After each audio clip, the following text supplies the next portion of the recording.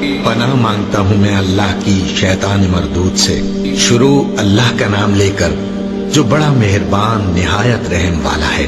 الف لام میم، یہ کتاب یعنی قرآن مجید، اس میں کچھ شک نہیں کہ اللہ کا کلام ہے، پرہیزگاروں کے لیے رہنما ہے، جو غیب پر ایمان لاتے اور آداب کے ساتھ نماز پڑھتے اور جو کچھ ہم نے ان کو عطا فرمایا ہے اس میں سے خرچ کرتے ہیں، اور جو کتاب اے پیغمبر تم پر نازل ہوئی اور جو کتابیں تم سے پہلے پیغمبروں پر نازل ہوئیں سب پر ایمان لاتے اور آخرت کا یقین رکھتے ہیں۔ یہی لوگ اپنے پروردگار کی طرف سے آئی ہوئی ہدایت پر ہیں اور یہی لوگ کامیاب ہیں۔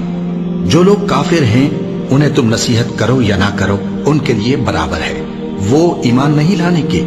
اللہ نے ان کے دلوں اور کانوں پر مہر لگا رکھی ہے اور ان کی آنکھوں پر پردہ پڑا ہوا ہے اور ان کے لیے بڑا عذاب تیار ہے۔